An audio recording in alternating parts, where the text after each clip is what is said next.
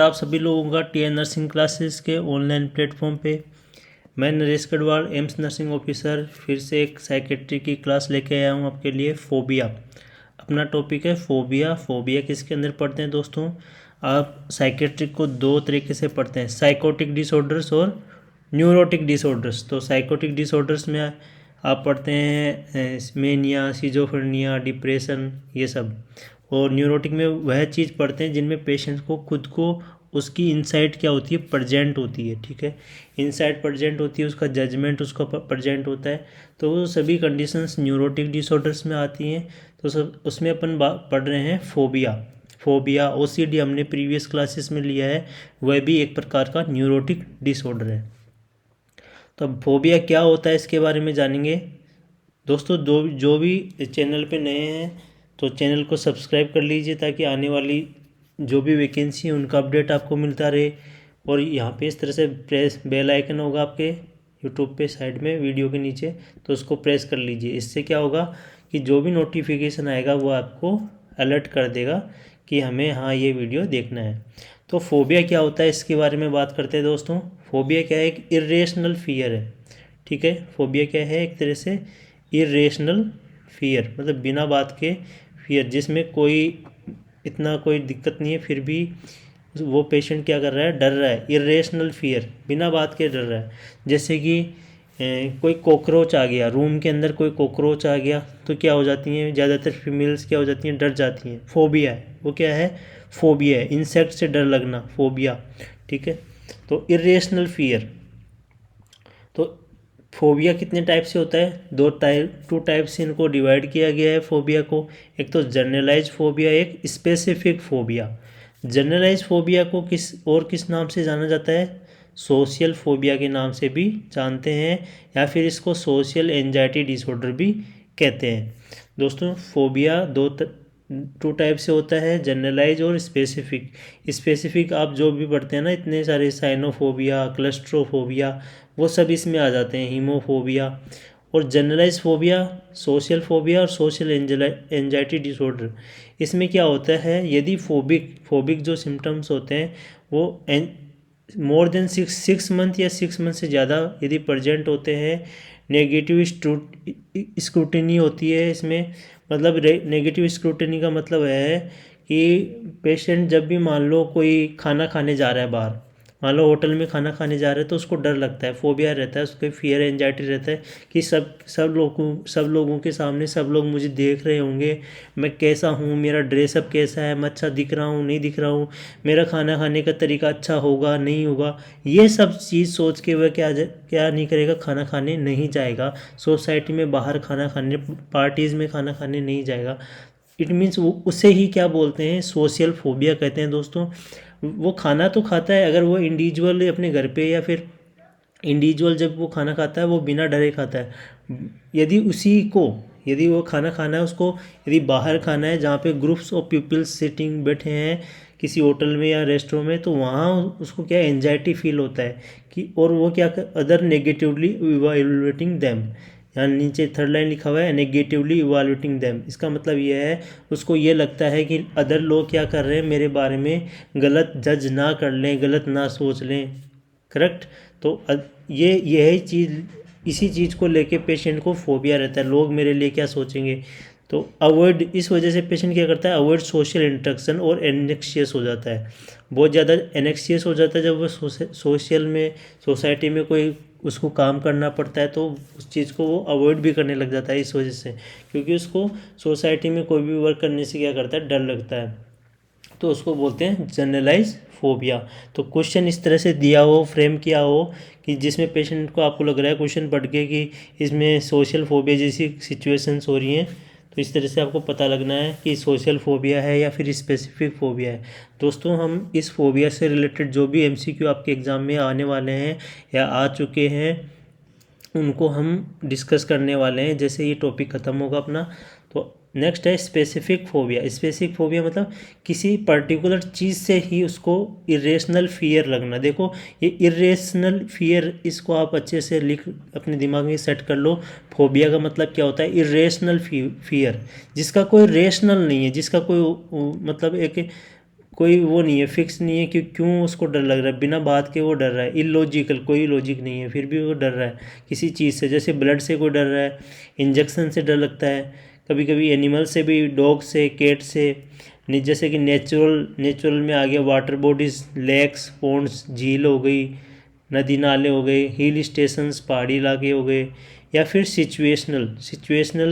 Situational के अंदर क्या होता है, ये भी स्पेसिफिक फोबिया के अंदर आता है। कुछ कुछ सिचुएशंस आ जाती हैं, जैसे कि आपको बोल दिया जाए आज प्रेयर होगी। आज जब आप अपने स्कूल टाइम में थे और आपको अचानक टीचर बोल देता था आज आपको क्या करना है, प्रेयर बोलना है, मतलब पब्लिक स्पीकिंग करनी है, तो आप क्या थे, डर जाते थे। वो क्या हो गया, स्पेसिफिक फोबिया हो गया। और एक क्लस्ट्रोफोबिया, आपको कहीं ऐसे बंद जगह पे जाना पड़ जाए, एमआरआई मशीन आपने देखी होगी हॉस्पिटल में, तो उसके अंदर आप अगर जाओगे देखोगे तो आपको क्या लगेगा, फियर लगेगा। तो इस तरह से बंद जगह से क्लोस्ट्रोफोबिया, मतलब एकदम बंद जगह हो ना, उसको क्लोस्ट्रोफोबिया, क्लोज स्पेस बोलते हैं, उसे क्लोस्ट्रोफोबिया बोलते हैं। अगर क्लोज स्पेस से यदि पेशेंट किसी को, पर्सन को यदि डर लगता है, इरेशनल फियर होता है, तो उसे हम फोबिया कहेंगे। तो इस तरह से स्पेसिफिक फोबिया होता है, एक जनरलाइज फोबिया होता है। क्लियर है दोस्तों। नेक्स्ट बात करेंगे अब इसकी मैनेजमेंट की। मैनेजमेंट दो तरीके से होता है, एक तो फार्माकोलॉजिकल है, एक साइकोलॉजिकल। जिसमें साइकोलॉजिकल मेन होता है इसके अंदर, जिसमें बात करेंगे बिहेवियरल थेरेपी। यदि साइकोलॉजिकल की बात करें तो उसके अंदर भी मेन कौन सा होता है, बिहेवियरल थेरेपी होता है मेन ट्रीटमेंट किसका, फोबिया का। जिसमें सबसे पहले बात कर लेते हैं हम सिस्टमेटिक डिसेंसिटाइजेशन। किसकी बात करेंगे दोस्तों, सिस्टमेटिक डिसेंसिटाइजेशन। सिस्टमेटिक डिसेंसिटाइजेशन में क्या होता है, पेशेंट को सबसे पहले हम रिलैक्स करते हैं। किसी भी, मान लो रिलैक्स करेंगे, मान लो किसी को कॉकरोच से डर लगता है, ठीक है, कॉकरोच से डर लगता है, तो उसको सबसे पहले उसको दूर ले जाएंगे ताकि उस चीज़ से वो डरे ना। उसको बोलेंगे ब्रीदिंग एक्सरसाइज करो, मेडिटेशन करो, योगा करो, ठीक है। रिलैक्स, अपने आप को एनेक्शियस मत बनाओ, ठीक है। रिलैक्सेशन टेक्निक्स करवाएंगे पेशेंट को। फिर धीरे धीरे ग्रेजुअली एक्सपोजर करेंगे, मतलब पेशेंट को मान लो एक कॉकरोच रूम के अंदर छोड़ दिया, बट आप भी उसके साथ रहेंगे और वो भी रहेगा। फिर आप उसको देखो, ये कुछ नहीं कर रहा है, ये अपनी जगह है, तुम अपनी जगह हो, इससे डरने की ज़रूरत नहीं है। इट मीन्स उसको ग्रेजुअली एक्सपोजर करोगे, ठीक है। आपने ग्रेजुअली एक्सपोजर किया। एक होता है फ्लूडिंग। फ्लूडिंग के अंदर क्या होता है, expose person to aversive stimuli in one shot. मतलब एक रूम है, उसमें खूब सारे कॉकरोचेज हैं, उसमें आप अचानक उसमें आप ले गए, तो पेशेंट क्या हो जाएगा, एकदम से उसको, ये भी मैंने बिहेवियरल थेरेपी के अंदर ही आता है, जिसको बोलते हैं फ्लूडिंग। ताकि उसका जो डर है, जो फोबिया है, वह निकल जाएगा। इसलिए फ्लड, इस कंडीशन को बोलते हैं, इस मैनेजमेंट को बोलते हैं फ्लडिंग। तो फ्लडिंग और सिस्टमेटिक डिसेंसिटाइजेशन ये बिहेवियरल थेरेपी के अंदर आते हैं। पेशेंट के बिहेवियर को चेंज करने के लिए ये एज ए साइकोलॉजिकल थेरेपी अपन मैनेजमेंट यूज़ करते हैं। किसके लिए दोस्तों, फोबिया के लिए ये मेन है दोनों, सिस्टमेटिक डिसेंसिटाइजेशन और फ्लडिंग। नेक्स्ट है फार्माकोलॉजिकल मैनेजमेंट में ये एसएसआरआई ग्रुप की जो ड्रग होती है वह अपन यूज़ करते हैं, selective serotonin reuptake inhibitor. SSRI group की ड्रग यूज़ करेंगे मैनेजमेंट के अंदर, जैसे कि पेरोक्सिटिन, सर्टेलिन, फ्लोक्सिमिन कब यूज़ करते हैं, सोशल एंजाइटी के लिए। जब पेशेंट, अपन ने पढ़ा था ना अभी, सोशल एंजाइटी टू टाइप से अपन ने फोबिया पढ़ा, जनरलाइज फोबिया जिसे हम सोशल फोबिया या सोशल एंजाइटी भी कहते हैं, तो उसके अंदर फ्लोक्सोमिन बेस्ट होती है। नेक्स्ट बात करेंगे SNRI, selective non reuptake inhibitor, non epinephrine reuptake inhibitor SNRI group की ड्रग होती है। एसएनआरआई, इसमें वेनिलाफ्लेक्सिमिन ड्रग यूज़ करते हैं। नेक्स्ट है बेंजोडाइजिपिन। बेंजोडाइजिपिन्स के कब यूज़ करते हैं, इसको ओनली सिम्प्टोमेटिक रिलीफ के लिए यूज़ किया जाता है फोबिया के अंदर। जब ज़्यादा इनेक्शियस हो जाता है उसका, मतलब उसको रिलैक्स करने के लिए और ज़्यादा इनेक्शियस होने से प्रिवेंट करने के लिए बेंजोडाइजिपिन देंगे। और अवॉइड लॉन्ग, इस थेरेपी को कभी भी लंबे समय तक हम नहीं देंगे, क्योंकि इस वजह से उसके हैबिट हो जाएगी। बेंजोडाइजिपिन क्या करती है, फिर ज़्यादा से ज़्यादा उसको, मतलब उसको हैबिचुअल बना देगी। इस वजह से अवॉइड लॉन्ग टर्म उसको यूज़ करने के लिए क्या करेंगे, मना करेंगे। और एज ए सिम्टोमेटिक रिलीफ के लिए ही बेंजोडाइजिपिन यूज़ करेंगे, किसमें, फोबिया के अंदर। नेक्स्ट बात करेंगे ये बेंजोडाइजिपिन का दोस्तों एंटीडोट क्या होता है। मैंने अल्कोहल वाली क्लासेस आपको पढ़ाई हैं, उसमें बताया अच्छे से। बेंजोडाइजिपिन का एंटीडोट क्या होता है, फ्लूमाजेनिल, फ्लूमाजेनिल। नेक्स्ट है बीटा ब्लॉकर्स। बीटा ब्लॉकर्स भी यूज़ करते हैं हम फोबिया के मैनेजमेंट में, जैसे कि प्रोप्रेनोलोल, प्रोपेनोलोल, जिसके पीछे ड्रग के पीछे ओलोल लगता है, वो क्या होती है दोस्तों, बीटा ब्लॉकर्स होती हैं। कौन सी होती है, बीटा ब्लॉकर्स होती हैं। तो स्पेसिफिक फोबियाज जो हैं उनके अंदर ड्रग ऑफ चॉइस होती हैं बीटा ब्लॉकर्स। आपने ये पढ़ा भी, ये स्पेसिफिक फोबियाज, ठीक है।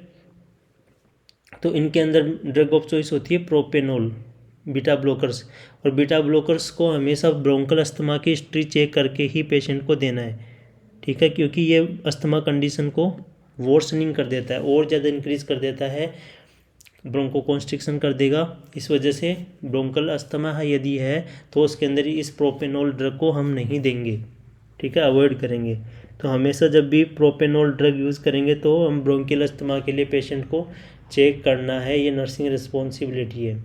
क्लियर है दोस्तों, ये मेन मैनेजमेंट है फोबिया के रिगार्डिंग। आप सिस्टमेटिक डिसेंसिटाइजेशन को अच्छे से देख लेना, फ्लडिंग को देखना। फ्लडिंग को में क्या होता है, पर्सन को एक साथ एक्सपोज कर देते हैं, जिससे उसको डर लग रहा है उस चीज़ से, उसमें एक साथ। और सिस्टमेटिक से समझ जाओ, कोई काम सिस्टम से हो रहा है, मतलब ग्रेजुअली हो रहा है। इसमें ग्रेजुअली एक्सपोजर करेंगे और इसमें एक साथ एक्सपोजर कर देंगे, ठीक है। नेक्स्ट बात करेंगे ये स्पेसिफिक फोबिया जो आपने पढ़े। स्पेसिफिक फोबिया स्पेसिफिक ऑब्जेक्ट से यदि फियर होता है, जैसे कि हीमोफोबिया, हीमो मतलब होता है ब्लड, तो फियर ऑफ ब्लड, यदि ब्लड से डर लगता है तो हीमोफोबिया। नेक्स्ट वन है ट्रिप्नोफोबिया। ट्रिप्नोफोबिया मीन्स इंजेक्शन। ट्रिप्नो वर्ड यूज़ किसके लिए, इंजेक्शन, कभी कभी पेशेंट को इंजेक्शन से डर लगता है। नेक्स्ट है जूफोबिया, जू मीन्स एनिमल्स, तो जूफोबिया हो गया। इधर लिखा है साइनोफोबिया, तो cynophobia means fear from dogs. Next one is ailurophobia. Ailuro किसके लिए यूज़ करते हैं वर्ड, कैट्स के लिए, बिल्ली के लिए। नेक्स्ट है एगोरोफोबिया, फियर, ये मेन है आपके लिए एगोरोफोबिया, इसके आप स्टार लगा लीजिए, ये काफ़ी बार आपके आया है एग्जाम में। एगोरोफोबिया मतलब open, fear of open places, crowd places, tunnel, trains, buses, मतलब ऐसी जगह जहाँ इंसान अकेला पड़ जाए, उसके कोई जानने पहचानने वाला नहीं हो, उसको ऐसे अकेला फील हो, ठीक है, लोनली फील हो, अकेला दूर हो जाए घर वालों से, होम सेटिंग से दूर हो जाए, तो उनको कहते हैं, उस चीज़ को बोलते हैं एगोरोफोबिया। नेक्स्ट है एक्रोफोबिया। एक्रोफोबिया, एक्रो मीन्स जैसे एक्रोमीगली पड़ा होगा, ऐसे एक्रोफोबिया मतलब हाइट से डर लगना, ऊंचाई वाली, जैसे हिल स्टेशन हो गए, वहाँ जाने से यदि किसी को डर लग रहा है तो वो हो गया एक्रोफोबिया। नेक्स्ट है क्लस्ट्रोफोबिया। क्लस्ट्रोफोबिया मतलब क्लोज्ड और कन्फाइंड प्लेसेस, एक बंद रूम में किसी को बंद कर दिया जाए, उसमें उसको डर लग रहा है तो वो होता है क्लस्ट्रोफोबिया। नेक्स्ट है नाइक्टोफोबिया। नाइक्टो मीन्स नाइट या डार्कनेस, इट मीन्स पेशेंट या पीपल फियर फ्रॉम डार्कनेस और नाइट और डार्कनेस से यदि फियर होता है, it means nyctophobia. Next one is hydrophobia. Hydro means water कहाँ पे होता है, लेक्स में, झील्स में, तालाब में, पॉन्ड्स में, तो वहाँ पे वाटर होता है, तो वाटर बॉडी से यदि फियर हो रहा है तो इट मीन्स हाइड्रोफोबिया। इस तरह से अलग अलग फोबिया होते हैं दोस्तों। थानेटोफोबिया हो गया, फियर ऑफ डेथ से हो गया। जीनोफोबिया, XENO, जीनोफोबिया होता है स्ट्रेंजर से फियर लगना। मीज़ोफोबिया होता है जर्म से यदि फियर होता है। और यदि सीटोफोबिया होता है यदि फूड से यदि किसी को फियर होता है, सीटोफोबिया। और यदि पायरोफोबिया होता है, फायर से यदि फोबिया हो किसी को तो पायरोफोबिया बोलेंगे। यदि फूल से यदि किसी को फियर लगता है तो एंथोफोबिया कहेंगे। ऐसे डिफरेंट टाइप के फोबियाज आप पढ़ते हैं, तो मेन आपको मैंने यहाँ बता दिए हैं। नेक्स्ट बात करेंगे अपन MCQs की तरफ चलते हैं, क्योंकि आप as a exam point of view से आपको पढ़ना चाहिए कोई भी टॉपिक हो, उसको अपन समराइज रूप में उसको मेन उसको पढ़ लिया जाए, फिर उसके सारे MCQ सोल्व किया जाए, क्योंकि अपने को देना है कॉम्पिटिटिव एग्ज़ाम्स। क्लियर है दोस्तों, तो उसके लिए हमने मेन फोबिया से रिलेटेड जो कंटेंट है वो आपको अच्छे से पढ़ा दिया, उसका मैनेजमेंट हो गया। और फोबिया कितने टाइप से हो गए, कितने मंथ से ज़्यादा हो तो हम उसको फोबिया बोलेंगे। अगर सिम्टम 6 और 6 मंथ से ज़्यादा होते हैं सोशल फोबिया के अंदर तो उसे हम सोशल फोबिया, जनरलाइज फोबिया के अंदर काउंट करते हैं। क्लियर है। नेक्स्ट बात करेंगे, पहला नंबर का क्वेश्चन है, a young women has fear of places from where escape is difficult. देखो क्या लिखा हुआ है, मतलब एक यंग वुमेन को डर लग रहा है, कहाँ से, fear of places from where escape is difficult, उसको ऐसा लगता है कि यहाँ से निकलना मुश्किल है। तो इस कंडीशन को क्या बोलेंगे, क्या बोलेंगे दोस्तों, मतलब इट मीन्स उसको क्या हो गया, वह बहुत दूर चली गई, अपने घर से दूर चली, तो वहाँ से उस जगह से कैसे निकला जाए। जैसे कि कोई क्राउड में फंस गया हो, कोई ट्रेन में फंस गया हो, कोई टनल में फंस गया हो, ठीक है, तो वहाँ से कैसे एस्केप किया जाए। क्लियर है। तो ऐसी कंडीशन को क्या कहते हैं, क्या हम इसको क्लस्ट्रोफोबिया कहते हैं। देखो इसमें क्लोज्ड स्पेस कहीं भी नहीं लिखा हुआ है तो ये तो होगा नहीं। एरोफोबिया होता है, मतलब फ्लाइंग, उड़ने में डर लगता हो ऐसी जगह में। एलेरोफोबिया मतलब केट से डर लगना। एगोरोफोबिया, हाँ दोस्तों इसका राइट आंसर क्या होगा, एगोरोफोबिया, क्योंकि एगोरोफोबिया में क्या था, ऐसी जगहों से डर जहाँ से पेशेंट को या क्लाइंट को निकलना मुश्किल हो जाए, ठीक है, जैसे क्राउडेड या बहुत ज़्यादा ओपन प्लेसेस है, टनल है, ट्रेन है, ब्रिज है। क्लियर है, तो इसका राइट आंसर होगा डी। नेक्स्ट है, सेकेंड नंबर क्वेश्चन है, 50 ईयर ओल्ड मैन है, उसको फील हो रहा है अनकंफर्टेबल फील हो रहा है इन यूजिंग द लिफ्ट। आप जब भी मॉल में जाते हैं लिफ्ट में बैठते हैं, ज़रूर बैठते हैं, वहाँ पे क्राउडेड प्लेस होता है, ठीक है, वहाँ ट्रेवल करने में दिक्कत आ रही है पेशेंट को, 50 साल के ओल्ड मेल है। Which of the following is most appropriate line management. तो ऐसी कंडीशन में हमें क्या करना है, कौन सी उसको थेरेपी देनी है। यदि एक 50 साल के ओल्ड मैन को क्या लग रहा है, क्राउडेड प्लेसेस में जाने में उसको अनकंफर्टेबल लग रहा है, उस वहाँ पे ट्रेवलिंग करने में अनकंफर्टेबल हो रहा है, तो कौन सी थेरेपी कर देनी चाहिए। तो मैंने कौन सी थेरेपी बताई दोस्तों, इनमें से क्या हमने एक्सप्रेसिव थेरेपी पढ़ी, interpersonal therapy, behavioural therapy, cognitive therapy. Yes, correct answer is C, behavioural therapy, जिसमें हमने पढ़ा सिस्टमेटिक डिसेंसिटाइजेशन और flooding. Next, third number question, a nurse is interviewing a client with phobia, मतलब एक पेशेंट है, client phobia वाला है, जिसको इरेशनल फियर हो रहा है, तो उससे नर्स बात कर रही है।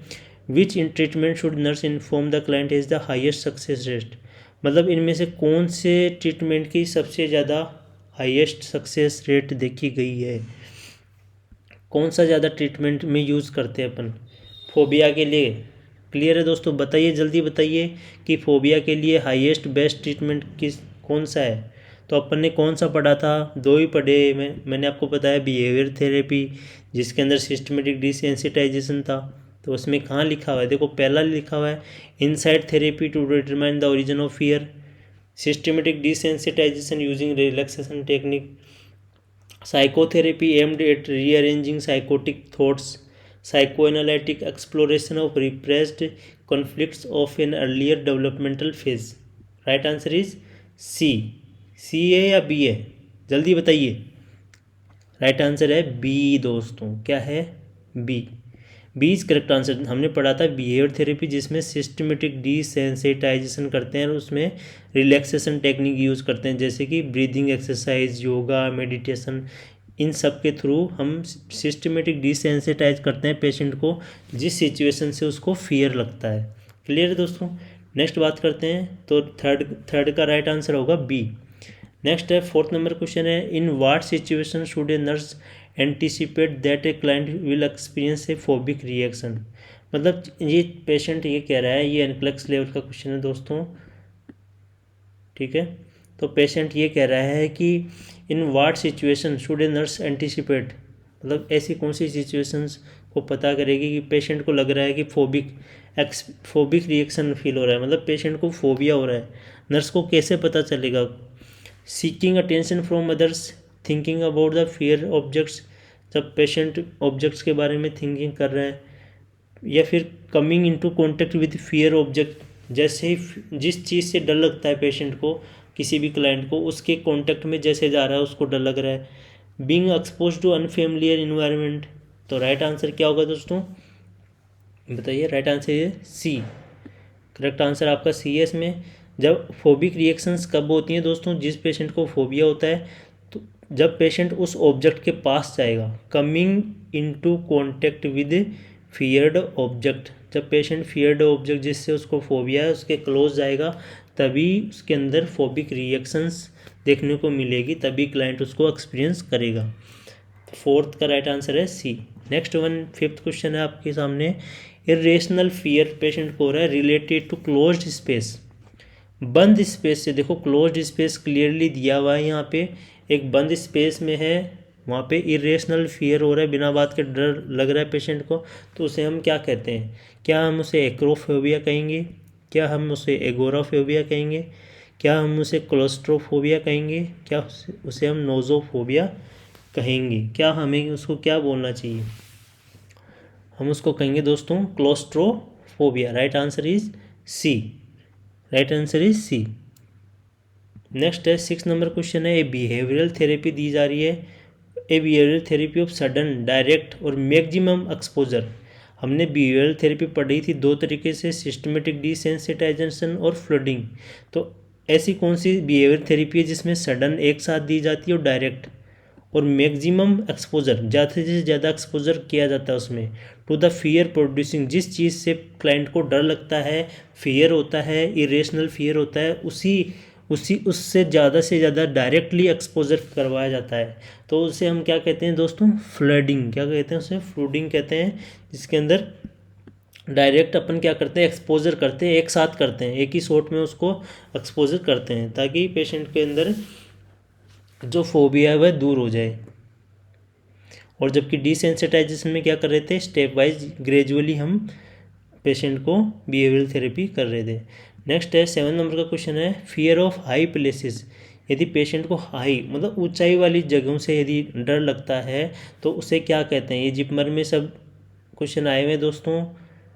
साइकेट्रिक के क्वेश्चंस बहुत ज़्यादा आए हुए हैं आपके जिपमर एग्ज़ाम में, तो जो भी आप प्रिपरेशन कर रहे हैं तो साइकेट्रिक ज़रूर पढ़े, अच्छे से पढ़ के जाएँ, क्योंकि एक अपने आप में बहुत छोटा सब्जेक्ट है और इससे से ज़्यादा क्वेश्चन आपके एग्ज़ाम में सही होने के चांसेस हैं।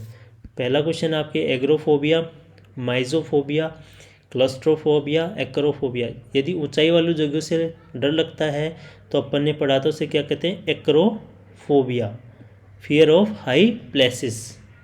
Next one is question number 8। Definitive treatment of all types of phobia is. जितने भी प्रकार के टाइप फोबिया हैं उनका जो डेफिनेटिव ट्रीटमेंट है वो क्या है?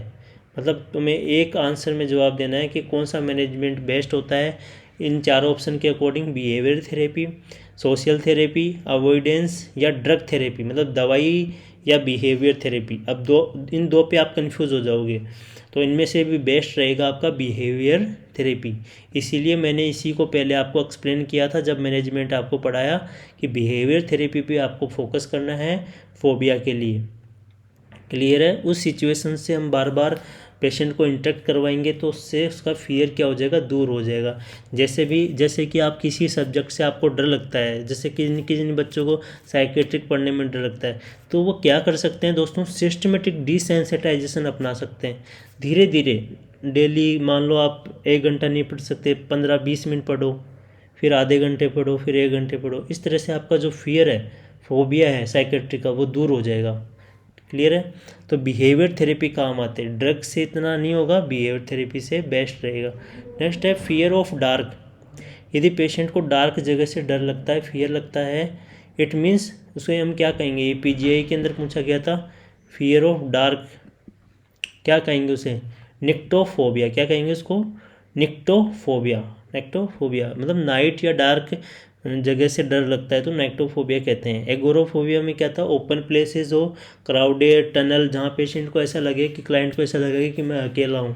नेक्स्ट है क्लोस्ट्रोफोबिया में क्या था दोस्तों? बंद जगह पे, क्लोज स्पेस से लग रहा था। एक्रो में क्या लग रहा था? हाइट वाली जगह से फियर हो रहा था। नेक्स्ट बात करते हैं, इसमें क्वेश्चन नंबर 11 में पूछा है true about social phobia. Social phobia के बारे में कौन सी बात सही है? ये एम्स में पूछा हो गया क्वेश्चन से कि ट्रू फोबिया के बारे में कौन सी बात सही है। तो ट्रू अबाउट सोशल फोबिया के बारे में। फियर ऑफ क्लोज स्पेस, क्या इसमें क्लोज स्पेस से डर लगता है? नहीं, वो तो क्लोस्ट्रोफोबिया होता है। नेक्स्ट है इरेशनल फियर ऑफ सिचुएशंस, क्या सिचुएशंस के अंदर इरेशनल फियर होना है, हम इसे सोशल फोबिया कहेंगे? जी हाँ, बिल्कुल। सिचुएशंस मैंने आपको बताया था, जैसे आपको आप प्रेयर के अंदर खड़े हैं, आपने बचपन में देखा होगा, अचानक आपसे बुला लिया गया कि आपको आज आपको ही प्रेयर करवानी है और आपको जन गण मन नहीं आता है, तो आप क्या करेंगे? आप सोशल फोबिया के शिकार हो जाएंगे। आपको डर लगेगा कि मैं कुछ आता है तो भी मैं कुछ ना कुछ गलत बोल दूंगा, सब मजाक उड़ाएंगे, सब क्या सोचेंगे मैं कैसा लग रहा हूँ, मैंने टाई ढंग से पहनी नहीं पहनी, मैंने शूज़ नहीं पहने, तो आपको क्या लगेगा? सोशल फोबिया, मतलब उस सिचुएशंस के अकॉर्डिंग। नेक्स्ट है irrational fear of activities, specify object, यहाँ कोई ऑब्जेक्ट नहीं है, कोई एक्टिविटी, तो राइट आंसर क्या होगा? सिचुएशंस। तो सोशल फोबिया क्या है? Irrational fear of situations. Right answer is B. Next है, ये निमांस और एम्स के अंदर ये क्वेश्चन पूछा गया आपके। दोस्तों जो भी इस चैनल पे नए हैं, चैनल को सब्सक्राइब कर लीजिए, लाइक कर दीजिए, कमेंट कर दीजिए। जिस भी टॉपिक पे आपको क्लास न्यू चाहिए कि हमें इस टॉपिक पे क्लास चाहिए, हमारे एग्ज़ाम आने वाले हैं उसके लिए, और बेल आइकन को प्रेस कर लीजिए ताकि आपको कोई भी वैकेंसी नहीं आती है तो उसके लिए नोटिफिकेशन आपको मिलता रहेगा। तो चलिए क्वेश्चन की तरफ बढ़ते हैं। ए 50-year-old मेल, 50 साल का मेल है, वह अनकंफर्टेबल फील कर रहा है इन यूजिंग लिफ्ट यूज़ करने में। जैसे आप मॉल में जाते हैं तो लिफ्ट यूज़ करते हैं ना, उसी लिफ्ट की बात हो रही है। बीइंग इन क्राउडेड प्लेसेस में और ट्रेवलिंग अलोन, अकेले उसके घूमने फिरने में उसके क्या हो रहा है? उसको अनकंफर्टेबल लग रहा है। तो मोस्ट अप्रोप्रिएट ट्रीटमेंट क्या होगा दोस्तों? क्या हमें उसे काउंसलिंग करना चाहिए? ये क्वेश्चन आपको पहले भी अभी मैंने करवाया था, बट वहाँ पे ऑप्शन अलग थे, यहाँ पे ऑप्शन अलग है। मैं यही देखना चाह रहा हूँ आपका किस तरह से आप आंसर को कर पा रहे हैं। यही होता है दोस्तों, सभी जितने भी एग्ज़ाम होते हैं उनमें सेम ही होते हैं क्वेश्चन, बस थोड़ा थोड़ा हल्का सा डिफरेंस देखने को मिलता है। टॉपिक सेम होते हैं, क्वेश्चंस हल्के से चेंज हो जाते हैं। यहाँ ऑप्शन चेंज हो गया आपके सामने, relaxation therapy, exposure and response prevention, covert sensitization. तो क्या करेंगे? हमें क्या करना चाहिए? उसको अनकंफर्टेबल नहीं लगे, क्राउडेड प्लेस या ट्रैवलिंग एलोन में अकेलापन नहीं हो, तो हम क्या करेंगे? एक्सपोजर एंड रेस्पॉन्स प्रिवेंशन करेंगे। क्या करेंगे? Exposure and response prevention. Right answer is C. ये काउंसलिंग भी नहीं करेंगे, रिलैक्सेशन थेरेपी भी नहीं करेंगे और कोवर्ट सेंसिटाइजेशन भी नहीं करेंगे। करेक्ट आंसर आपका रहेगा सी। नेक्स्ट के लास्ट क्वेश्चन आपका फोबिया का, agoraphobia. Agoraphobia is often seen in patient with, कौन से पेशेंट्स में ज़्यादा देखने को मिलता है agoraphobia? Agoraphobia is often seen in patient with,